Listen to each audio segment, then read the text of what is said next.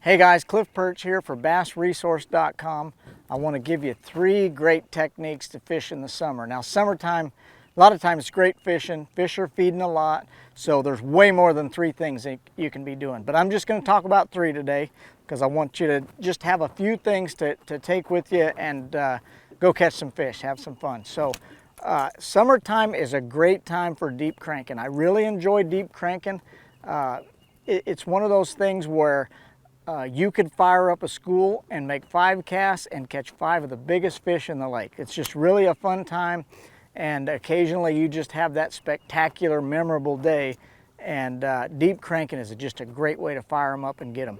So I've got it set up right here today. This is a Finesse X13 for my my normal size deep crankbaits. This is a DT16, your fat-free shad, your 6XD, a lot of those normal old school, big crankbaits.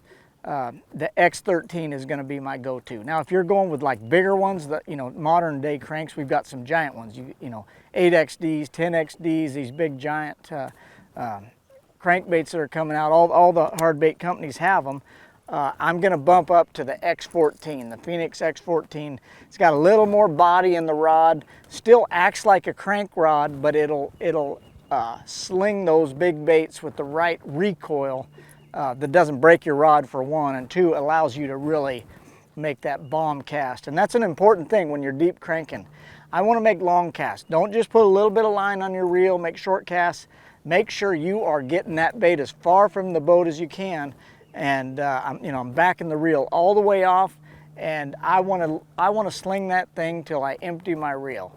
And the reason being is, 1, it's going to get deepest that way when I've got the most line out, and 2, it's going to spend the most time in that strike zone if you get it out there. Now, if you make a short cast and wind it back, it's just kind of doing this, getting in the strike zone, and then it's pulling and coming back up.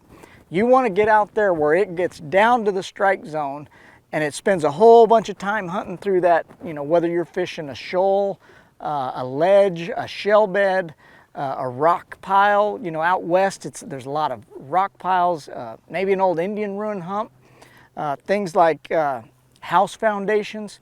I want to make sure that I get that bait down to depth with a long cast and keep it there as long as possible coming up, and then I'm going to wind it up, when it gets close to me. But that way it just stays in the strike zone a long ways. You don't want to make short casts with that deep crankbait. So guys, as far as my retrieve goes, I'm making that long cast, and I like a really fast retrieve.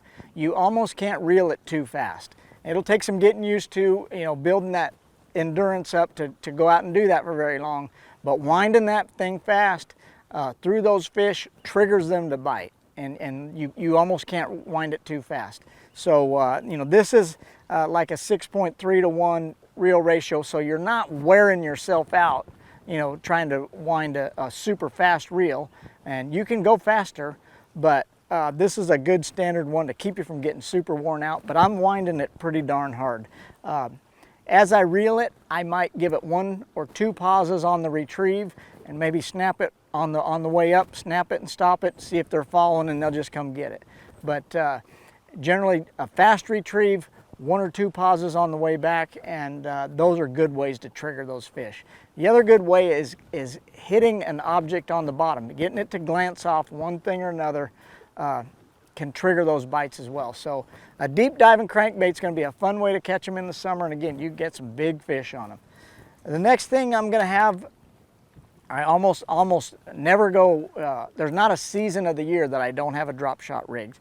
And that drop shot allows me to always fish a target or a fish that I see. Now we can use that forward facing sonar to just reach out there and see where the fish are at. So a drop shot is a great way to target specific fish and specific targets that have fish on them. So I always keep a drop shot on my front deck. Summer, fall, winter, spring. But I'm talking about my drop shot in the summer. I'm going to throw it out to those fish. I'm looking for them on edges, deep breaks, points, shell beds, rock piles, things like that. A lot of the fish will tend to get offshore on those specific targets, and a drop shot's a great way to target them. I've got the new cliffhanger on here. We've come out with a 6.5 inch because a lot of guys just like the 6-inch style drop shot worm. It'll come in all the great colors. This one's just a straight green pumpkin. Natural, works almost anywhere in the country, but in the summertime and in the fall, a lot of times I'll throw in a, you know, like that Polluted Dawn is a real bright pink color. Another one's Cranberry. There's another one called Southwesty that's got some red flake and a purple belly. Those real bright reds and purples in the summer, those tend to work really good too. I really like using that bright colored worm. A lot of times it gets their attention and they bite. So you know, mess around a little bit with throwing your natural colors, your natural greens, and throw some of those bold ones and just see. You know, a lot of times if you got 2 or 3 guys in the boat, you can have a couple different colors on. You can figure out which ones are working best. And sometimes you can get the school fired up by getting a bite, you know, so that you can go ahead and catch them on your crankbait that we were just talking about, or you can follow up your crankbait bite and get those last couple of stragglers with your drop shots. So that's the cliffhanger, guys, the Big Bite Baits cliffhanger I'm gonna have on my, as far as my bait goes on my drop shots, the new 6.5 inch worm. So that's another one of my favorites. One of the most common newer techniques, and it's really not that new. I mean, 20 years ago, we were doing that at Shasta. Guys were spotted bass fishing, and a lot of Japanese guys brought that Neko rig technique out. But it's gotten really, really common now with the advent of the real specific forward-facing sonar where you can live, you know, pick out those fish and targets. The Neko rig has really become a deadly bait to use, and I use it most seasons of the year. It's really a good bait to use, just like my drop shot. So the reason I would use this more or less than the drop shot, I'm just gonna experiment, guys. That drop shot will get down there generally a little bit faster, so it's a little more efficient than the Neko rig, but sometimes you might find one will get bit over the other. And so I keep them both, and especially in the summertime if I'm fishing a school of fish or hopping spots that have, you know, where I'm making a couple of casts, catching those 1, 2, 3 fish before they dissipate. And the drop shot, the crankbait, and the Neko rig is going to be 3 of my favorites to use. This one's a new worm. It's called the Neko Rama from Big Bite. It's designed just for Neko rigging. It's kind of a heavy, soft plastic, heavily salted, and it's a big worm. It's like it's about a 7-inch worm. I'm using the Gamakatsu number 2.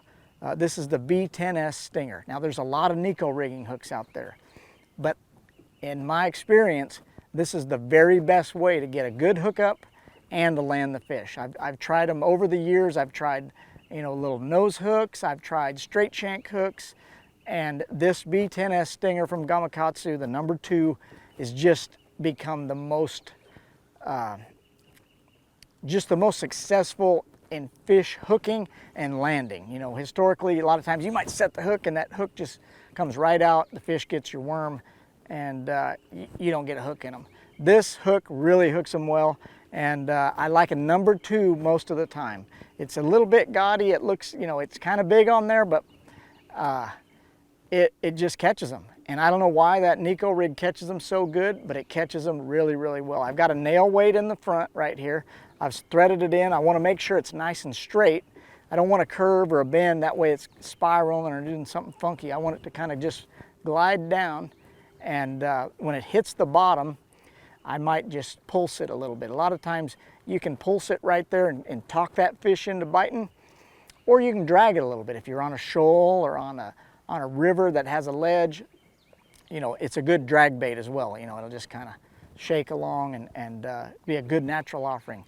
I'm throwing it on the Phoenix. This is the K2 7.6 medium light. Caught 1,000 fish on it. Neko rigging, I've experimented lots and lots and lots, and the K2 really has become my favorite Neko rig rod. And it's 7.6, so I can really bomb it. You know, I want to make a long cast. I can reach out and look, you know, 100 feet out with my sonar. I want to be able to reach what I see out there. So I like the 7.6 because I can really throw it. And this just has the right balance. The medium light has the right balance with a soft tip, but then enough backbone in the middle to really, you know, kind of fight a big fish and make sure you get a good hook in them. So I like it on a braided to fluorocarbon setup. You know, I've got some braided line backing and then maybe a 14-foot fluorocarbon leader. 10, 12-pound test. Just depends on where you're at and, you know, what the water clarity will allow you to get away with. You know, the dingier the water, the bigger you can get away with, basically. So, but it generally at 10 to 15-pound range, and sometimes you might have to go down to 8 or, you know, pretty light for spotted bass or smallmouth, but that 10 to 15-pound range is generally the best. And if you get too big a line, you know, you're really slowing the fall of your bait down. You know, I'm trying to get it down there a lot of times, and so I want it to get there pretty fast. You get too big a line, it's just not getting to the bottom. So that's my Neko rig, guys. Again, there's a ton of techniques you can catch them on in the summer. Spoons, jigs, crankbaits, big worms, Carolina rigs, you know, you name it. Minnow shaking now is one of the biggest things, and there's really no seasonal limitation on shaking a minnow. That's always going to be in people's arsenal now, so that's another one to think about. Lots and lots of tricks to throw in the summer, but those would be 3 of my favorites to try, and you'll catch a lot of fish on them. So good luck, guys, and I hope you get them good.